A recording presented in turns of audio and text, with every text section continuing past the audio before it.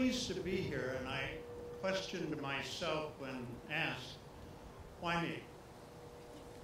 And I decided that it was because I was old and had many stories that we could tell. The truth is, I look around this stage, I see the intellect, the professionalism, and the passion that people were willing to share as a means by which to help me learn how to better do what the tribes and the fishers and the citizens of that tribal community wanted to have this river continue to provide and to meet the costs associated with the success that we all enjoy. Let us remember that 25 years ago, one of the books that was being written about this system and about this particular act was Power at Cost, and the question was, at cost to who? Not power at the lowest cost, but there was a cost associated with the ability to celebrate 75 years later the success that this region has had, and to marvel at the fact that this wonderful, non-polluting resource has contributed to the economic well-being of this entire region.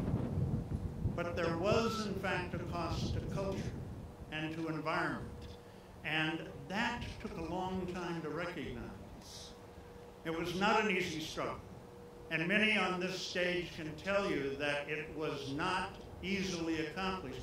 So the collaboration that Steve refers to is not an accident that just happened to happen. It is a willingness to recognize that what had happened in the past needed to be addressed more effectively than it ever had been. And it's no accident the largest fish and wildlife restoration project in the world is led by the gentlemen on this stage that sit here now and the ones that served before. I want to tell you that without this collaboration, we could not succeed for the next 75 years. And we must. That's the future that we promised our children, be they Indian children or non-Indian children. That's what we have said that we will do and continue to do, because we believe that there is no challenge that working together we cannot collaboratively address and solve. I believe that from the bottom of my heart. I believed it when we started this battle. I believed it when we were looking at the first sort of recognition of tribal governance again. Remember in the 1950s, after this dam was built, the policy of the United States was to terminate tribal governments. In the 1960s and the early 70s, the recognition of tribes to have their first self-determination as individual governments began to interface with the knowledge that treaty rights meant something, that the Congress and the federal government through its judicial system said those were not casual documents, those were promises. And the agencies who have the responsibility to manage this system for all the citizens of the United States and for this region in particular have an obligation to do that, a trust and treaty obligation that this nation held secure.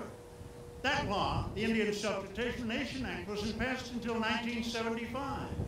And we didn't begin to enter into what we talk about now in this collaborative spirit until probably the late 70s, the early 80s, and it's been maturing ever since. I don't share that with you to say, gee, that was really a terrible time. I say to share it with you to say, look at the wonderful progress that we've made together. And we must continue to be committed to make that happen. That the future of this river, the future of this great resource, and how it works and continues to work should be an inspiration to us and to the world. And I am honored to have been a part of it and continue to be. Thank you.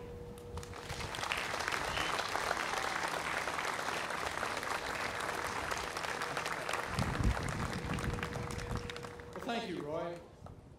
We'll have another short